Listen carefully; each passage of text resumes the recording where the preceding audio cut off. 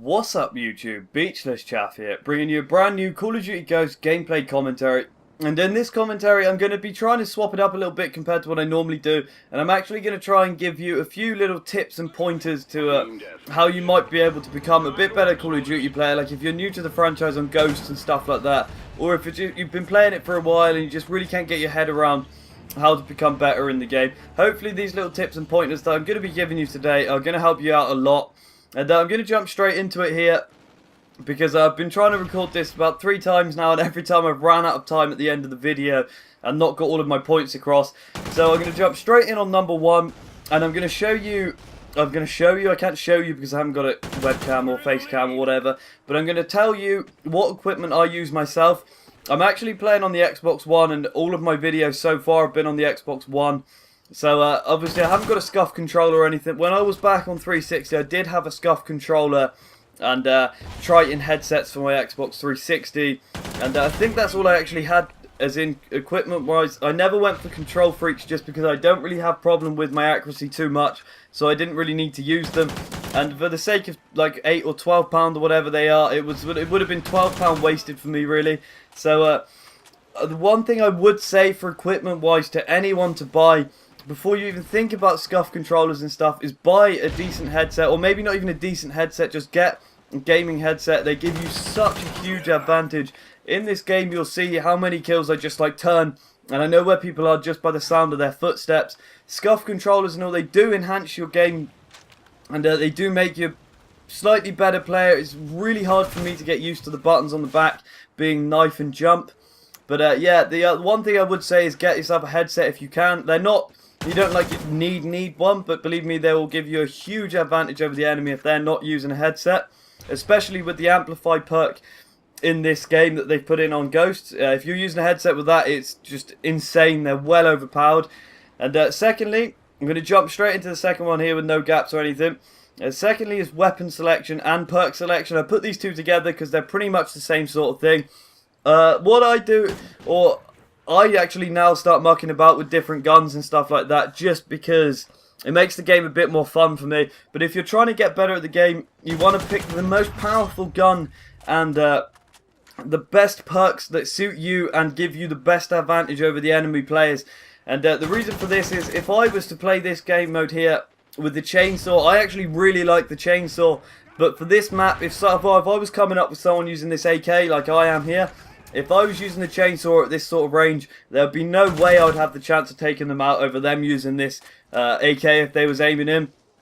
So you definitely don't want to be using like the weaker guns. You want to put yourself at the biggest advantage. Use like the MSBS, the AK, the Honey Badger, the MTAR-X, or go check out my other video of my most overpowered gun. That's another insanely powered burst rifle gun. But yeah, you definitely want to be putting yourself at the biggest advantage. I pretty much run the same perks on every single one of my assault classes. And if you do want to check out what class I'm using, I've left the first 10 seconds of the video up so you can go check it out and see the perks and stuff that I'm using. I always use Stalker just so that I can aim quicker, I can move quicker when I'm aiming.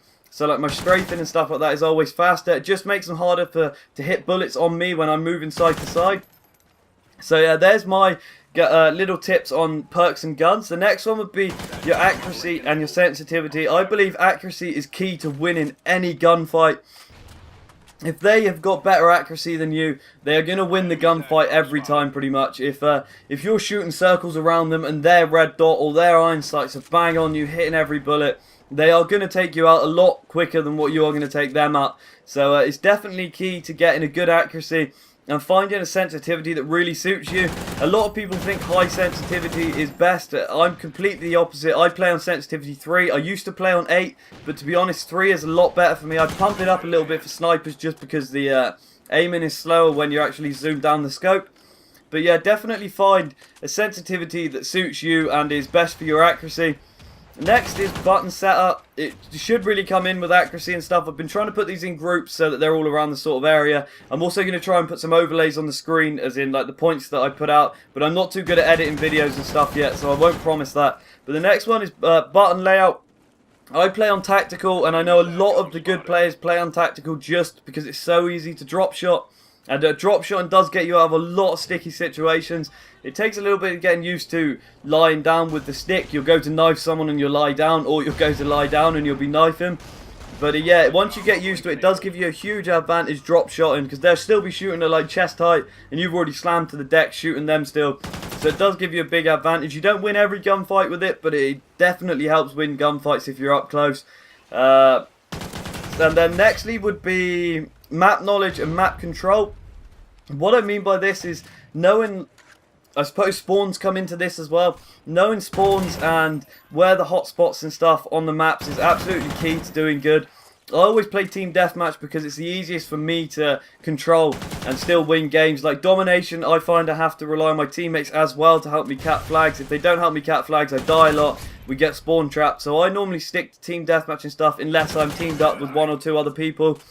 But yeah, map knowledge and spawns is definitely key. Team deathmatch is probably one of the easiest to find, because the hotspots normally on team deathmatch are somewhere around the middle, or in like the middle alleys or something, somewhere around there, and you don't ever want to go into those hotspots. I always control a certain area of the map, so I'll take control of the left hand side of the map, the right hand side of the map, or I'll pick like 3 or 4 buildings up, and that is a really strong way of playing. Pick an area to defend. And definitely, if you're getting used to the game, you don't want to be sprinting around and running, gunning as much. I had to slow up my pace a lot in Ghost. I used to play really fast paced in Black Ops 2, but Ghost I've slowed it up a lot. And I probably play more of a defensive role than a really super aggressive role.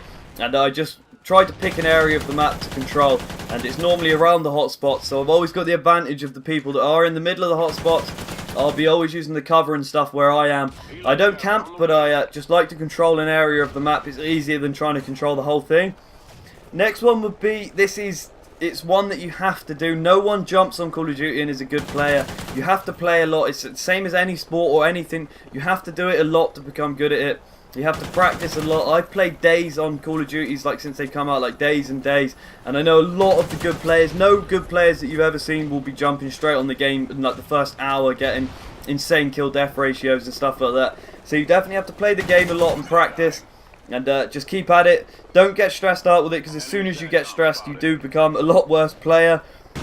The next one is, don't be afraid to chase gunfights or to run away from gunfights.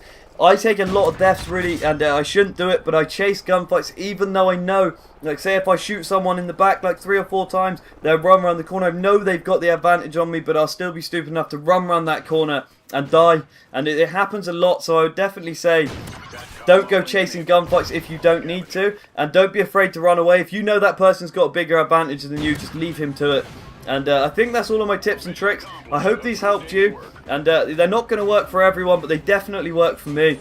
I really do hope these work for you. If they do, if any of them work for you, please drop in the comments that it helped you. I hope you enjoyed this. If you did, please subscribe and drop a like on the video. And peace.